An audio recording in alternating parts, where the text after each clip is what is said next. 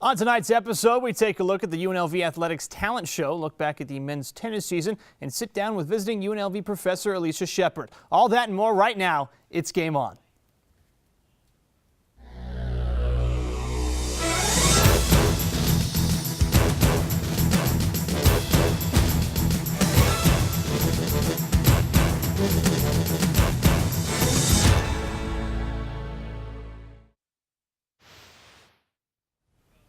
Welcome to Game On. I'm Austin Nenny. And I'm Bianca Valdez. Welcome. Well, athletes here at UNLV have many talents outside of the sport they play, and we had a chance to display them. Reporter Farron Enos attended the UNLV Athletics Talent Show. Take a look.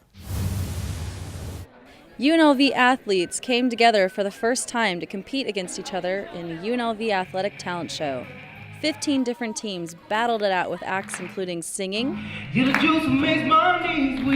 acting, and dancing. The competition was fierce and resulted in a tie for first place between men's baseball and women's softball. Men's baseball clinched the victory after winning over the crowd during the tiebreaker. But winning wasn't the only thing on Senior Associate Athletic Director Eric Tolliver's mind. What we wanted to do is we spent a lot of time trying to create an environment so that student athletes could have more oneness. Not only did it bring the athletes together, but one of the winners, Eric Fetty from the baseball team, had something else to say about the event. I mean, it was kind of one of the most exciting things of the year. I wasn't really expecting to win, and I mean, we came out and performed well, and it was just a blast. Looks like UNLV athletes have talent both on and off the field. For Game On, this is Farron Enos. Thank you, Farron. Looks like a great event and a great chance for athletes to showcase some talents. Now let's send over to Bianca, who's sitting down with visiting UNLV professor Alicia Shepard. Bianca? That's right. Thank you, Austin. I'm joined by former NPR ombudsman and visiting professor Alicia Shepard. Thank you for being with us, Alicia. She teaches classes in interviewing and media ethics. Today, we are going to talk about ethics in sports reporting. So, Alicia, I just want to ask you, how do you think the media handles sports scandals like that of Lance Armstrong's drug enhancement use and Manny Te'o's girlfriend, Well, they're two really different things. One, Lance Armstrong repeatedly lied to the media and looked them right in the eye. And so, there's not much they can do. I mean, the media stayed on that story and kept coming back, and Armstrong kept lying until he finally stopped. With Manny Te'o, that was a real fall down on the part of the media. I mean, there are just so many things that don't make sense in terms of, it was almost like, oh, we want this story to be true, so we're not going to check it out. And that's, we always say, if your mother loves you, says she loves you, check it out. Well, the joke was in that one was, if you think you have a mother, go to the courthouse and check it out to make sure, because that was way over the top and not doing due diligence. Definitely. How do you think Katie Couric handled the interview with Manny Te'o? I think it was a good get for her, and I think that she kept bringing back to the really, and voicing the questions that we all had, like, really, you believe that?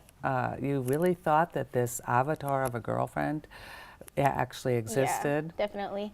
And also Oprah. I know she interviewed Lance Armstrong about her drug enhancement performance. How do you think she handled it? Because I know they are friends as well. I thought she was actually very good. I teach a class on interviewing. I say never ask yes or no questions. But in that case, she was very specific about, did you do this? So that he didn't have any wiggle room. The answer were yes or no, and he said yes. Do you think there's an ethical issue because Lance Armstrong and Oprah are friends? That the only ethical issue would be that the public needed to know that. I actually didn't know that. So that's the kind of disclosure that says, okay, I'm watching this. I know that Lance and Oprah are friends. So if it looks like she's going easy on him, okay, that's why. Otherwise, if you just take it for what it was in terms of a great interview with someone that you really wanted to hear from when he was finally saying, I lied. Yeah, definitely. And I know me and you were talking earlier about Mike Weiss, the reporter who actually changed something in his tweet. If you guys don't know, he actually changed his tweet to make sure that other people were not copying him, but they found out there was. Can you He talk was a little about also, his real goal was to just show what a low level of accuracy the standard is for tweeting, that people will just pick up tweets, repeat stuff without checking it out. And that's the media's job, to say, this information we've checked out and it's true. And so in this case, it had to do with Ben Roethlisberger, and that he had been told he was going to sit out 6 games. And Mike Weiss of the Washington Post, longtime sports writer, tweeted 5 games, and everybody picked that up. And you know, that shows, I mean, Mike Weiss was suspended, as well he should be, because the job of a news organization is to put out facts, the truth. He didn't. But it also does, you know, his point was made that people just repeat information, particularly on Twitter. And when I say people, I'm talking about journalists. And Yes. journalists need to check out information. Twitter's a tip sheet, just the same way if someone called you on the phone and said, we hear that, you wouldn't just turn around and put that in the front page of the newspaper. You'd call, you'd check it out. Definitely. Do you think he was wrong in doing that? Wow, that's a good question, because I kind of think, go Mike Weiss, you know, you proved exactly what is going on. On the other hand, he misinformed his readers, and that is, you know, they're trusting him. So, wow, I definitely can see both sides of that. Yeah, definitely. Okay, I'm going to change the topic a bit. How do you think the media handled the Boston Marathon bombing? Boy, I wrote a book about how journalists handled 9/11, particularly on that day, and that was very reminiscent of that. You can fault the media for a lot of the mistakes. I think the most egregious was the New York Post. But in general, there's a compromise that has to be made. The public is demanding information. They want to know this as fast as possible. And it's just not possible for the media to do that. So you really have to think about the context that they are operating in on the first day during breaking news. So to me, I look at it, everybody else was running away from the bomb site and journalists were running toward it. And that's what journalists do. So I say kudos to those journalists. Yes, definitely. That is a hard subject to cover, as you guys all know. And I also wanted to ask you about the women in sports as well. How do you think women athletes are treated by the media? I think there's still a bit of a kind of fascination with really, really great female athletes, and they're kind of like, wow, look at her. I think overall, I mean, look at the sort of the coverage of the WNBA.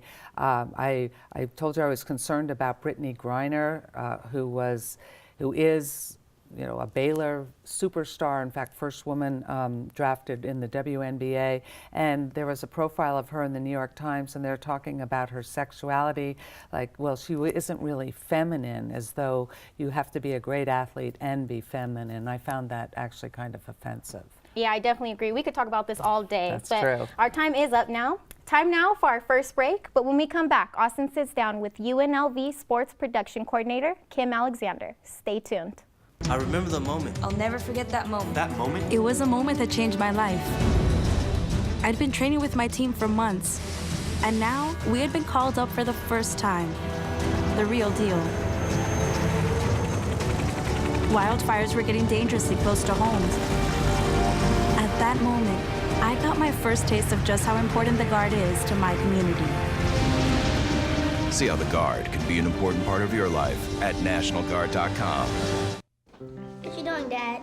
My favorite thing. Really, Dad? What are you doing? Paying bills. Every month a stack of them come, just as regular as the rain. What's this one? That's a special one, son. I pay it first. How come? It's money for my retirement account. I put some money aside each month, just like I was paying a bill. Wouldn't you rather buy something? I don't want to work forever, and I don't want you to have to support me in my old age. In a way, I'm buying peace of mind. I'm on the installment plan.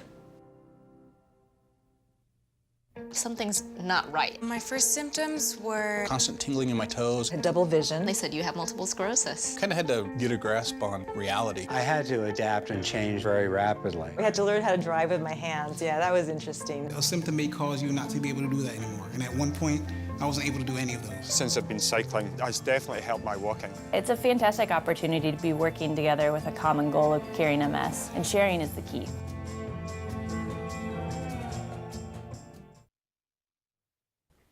Hey guys, welcome back from the break. I'm joined in studio today by UNLV Sports Production Coordinator, Ms. Kim Alexander. Kim, how are you doing today? Doing good, thank you. Let's talk a little bit about what you do. So give us a brief description of what you do here at UNLV.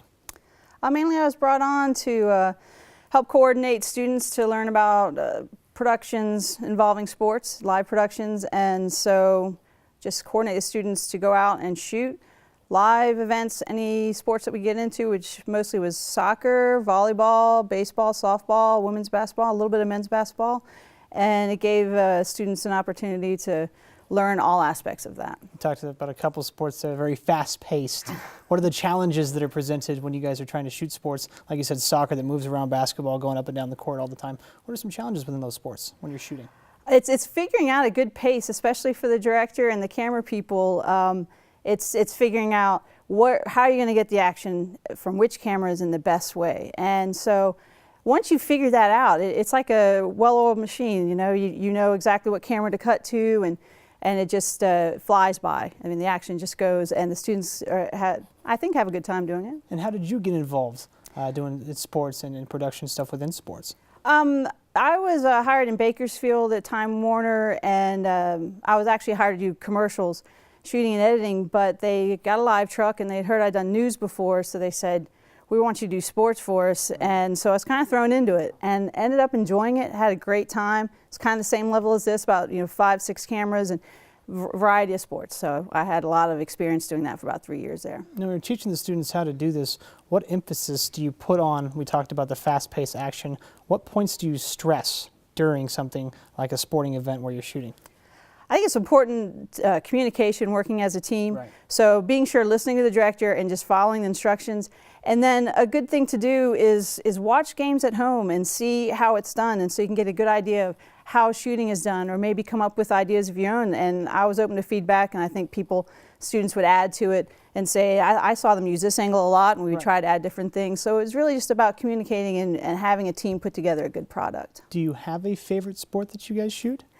Well, I would have loved to have shot football. That was my favorite, but we didn't get to do that. So I would say the men's basketball was great because of the crowd. I mean, the crowd just added an energy to it and excitement and really helped you get into the game. And so I think that the men's basketball was probably one of the most fun to do. We talked about crowds. Do you guys incorporate a lot of crowd shots in your broadcast as well, or is it just mainly on the action for UNLV TV? Oh no, I always encourage the crowd shots. That adds to it. It's so much fun. If you could get the craziest shots you could find, throw it in there. Throw the people, the excitement of it. It adds to the broadcast. All broadcast needs to have a little of that in there. And how can students get involved? Mainly is talking with me, emailing me, and I coordinate anyone who's interested, bring them in, give them a chance to try any of the aspects that we talk about: camera, graphics, slow motion replay, directing, announcing even. And if they're interested in those areas, they can talk to me, and we try to work in all the students to try different things. Do they have to be a journalism major? Can they be any? No, we had a few that were not journalism majors, so that was not a necessity. And so if they're just interested in that kind of thing, we were happy to. We had a lot of film students come in too. So what do you guys have coming up next season? Do you have anything exciting planned for us for next season? I don't know yet. We have to regroup this summer and see what it is that we're going to come up with for next year. There's always a lot of things to shoot around the UNLV campus, so thankfully we'll have a lot to look forward to. Oh, certainly, yeah. And let's talk a little bit about now the post-production. You guys do any post-production after you shoot stuff like this, or is it all live, off the cuff and just live? It was mostly live. We did early on shoot interviews with the players, and we would use them during breaks and timeout and things like that. So that was the only shooting and editing we did. Otherwise, it was just straight through. So. But for the rest of the stuff, it was just all live action shots. Yep. Well, Kim, thank you so much for joining me in studio today and talking with us about production here at UNLV with Sports. Thank you. Time now for a quick break, but when we come back, more of Game On. Stay tuned. You could choose to join a gang. You could try the latest drugs. You could even choose to drop out of school. You can try to avoid the difficulties in life with a quick fix, or you can face them head on. She did. Make the right choices today and be ready for the challenges tomorrow. This message is brought to you by the U.S. Air Force.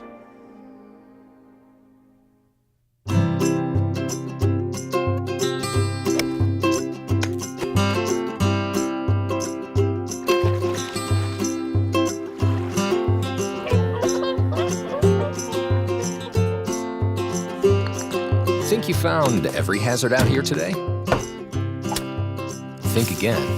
The spot you missed could be a killer.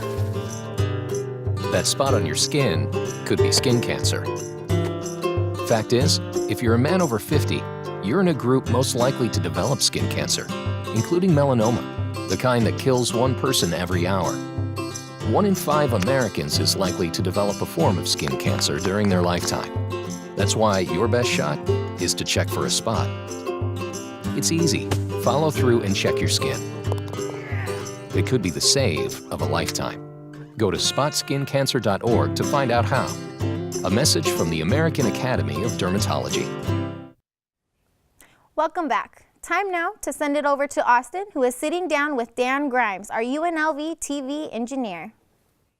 That's right. Thank you, Bianca. Sitting down with UNLV TV engineer Dan Grimes. Dan, thank you so much for joining us today. Pleasure. Thank you for having me. Of course. Let's talk about what you do for a UNLV TV sports production. Obviously, a lot of work has to go into it, a lot of equipment being used, a lot of people. Let's start with the equipment. What do you guys take to each and every UNLV TV sports production? Well, typically in a sports production, you would use a truck. You would have a big truck with expando. They call it an expando, which means it opens up and makes a big truck. Really nice piece of equipment. We weren't able to fund a big truck like that, so we had to be a little bit more humble in our production, but we still wanted a high quality production. So we developed what they call a fly pack, which basically is a production system on wheels. So our fly pack has individual racks that does different functions in each rack, where we can do a pretty nice quality production. Let's talk about the cameras now. What cameras do you guys use? How do you set them up? Our cameras are Sony EX3s, which are a 3-chip camera. They're a medium-grade, industrial-grade camera, but what's really nice is we have what's called a Nipros system on it. It's a hybrid fiber system.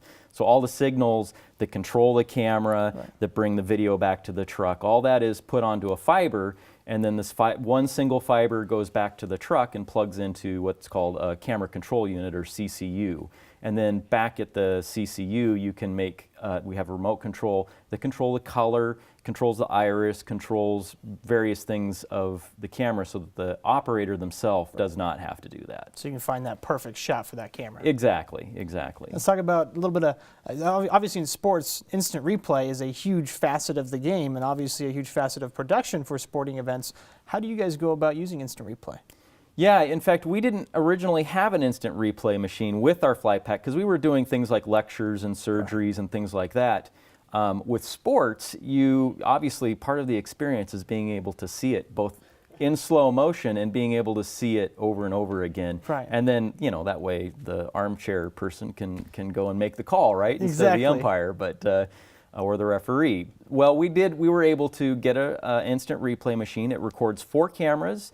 And then we can play different views sequentially, or we can cut between views and then play them back in slow motion. It records at 60 frames per second, and then you can slow that down into 2 or 3 frames per second so that you can see, a little bit of detail about detail and time of what's actually happening. And obviously you have the 4 camera angles, so you can use the specific one that you would like to play it back. And what's kind of really neat is we have, we can do 4 cameras. We actually sometimes do 5 cameras, with the 5th camera being wide. Of course, in a lot of big productions, sometimes they're using 6, 8, even a dozen cameras in a big, production. We don't have that many cameras to use, but it doesn't really matter. 4 cameras is actually really adequate, plus the 5th. But the 4 camera, we record the main 4 cameras for the instant replay. Sports, favorite sport that you guys cover at UNLV TV Productions? Well, we started with softball and baseball. Last spring, we started with softball, did a softball game and a baseball game just to kind of proof of performance, see if we could really do it. I think we really surprised some of the people who watched the game, surprised them what kind of game we could do. And I think part of it was because I really enjoyed the softball and baseball games. Now, we've done soccer, volleyball, basketball, and of course, basketball's a real popular one, right? And even men's basketball, we were able to do 2 games this last season. But those are probably more popular. But me personally, I like the baseball and softball. You have to like the baseball and the softball all the time. Dan, thank you so much for joining us today. Yes, hey, thank you. Pleasure talking to you as always. Time now for a quick break, but when we come back, more of Game On. Stay tuned.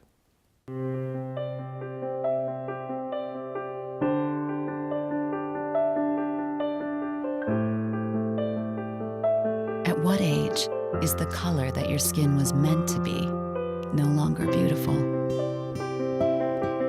Every year, millions of young women try to change the skin they were born with and say they'd die for darker skin. Sadly, some actually do. Melanoma is the second most common cancer in teens and young adults 15 to 29. And one person dies from melanoma every hour. It's time. Change your thinking, not your skin. Stop tanning. Learn more at spotSkinCancer.org. A message from the American Academy of Dermatology. If you could see anything in the world, what would it be? I'd love to see Paris. I like to see cupcakes falling from the sky.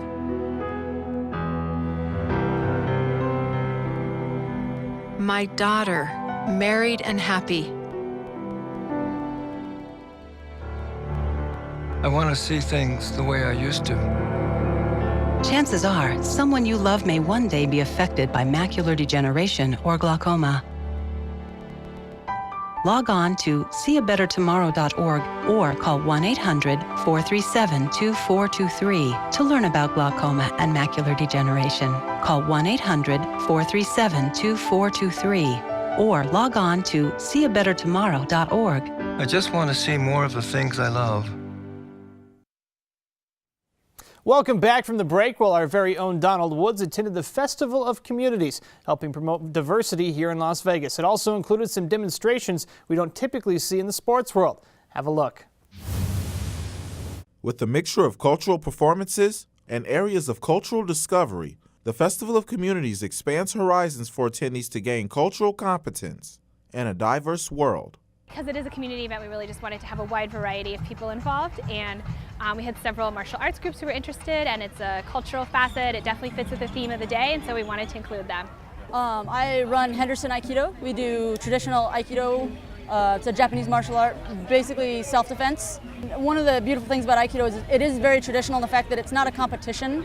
So even in class, there's a lot of things you do rooted in the traditional and the community of Japanese culture. I'm with Rugamine Dojo. We teach Araki Mujinsairu Iaido. It is part of the Japanese culture. Nowadays it's more of not necessarily fighting, but just a spiritual presence. It's to do your motions as precisely as you can, and to be in a right physical and mental state to do Iaido correctly. I think that especially in Las Vegas in the last few years, it really is becoming more of an American part of culture. Boxing and fighting and things like that have always been something that the American culture has strived for as a sport, as an entertainment, but it also does bring a lot of people together. And to have martial arts is implemented as part of a festival of community, it shows that there are a lot of things that make up culture, and sports is certainly one of them. Donald Woods, Game On, UNLV TV. Thank you, Donald. I definitely got to check out that Festival of Communities soon. Well, as the semester winds down, reporter Alex Bull recaps the men's tennis season. Alex? It's been a long season for the UNLV's men's tennis team, and it all ends today. Let's look at their season so far on Game On's Rebel Recap.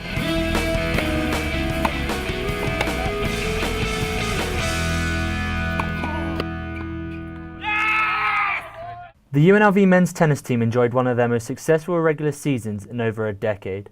The Rebels finished with a 16-6 record, tying the 2005 season and most wins since 1997. They went 4-2 in Mountain West's conference, the second most wins by a Rebel side since 2001, earning themselves the number 3 seed. During their exceptional season, the Rebels went on a 13-game home win streak that was ended on March 31st as they lost 4-3 to number 45 ranked and undefeated conference champions, San Diego State.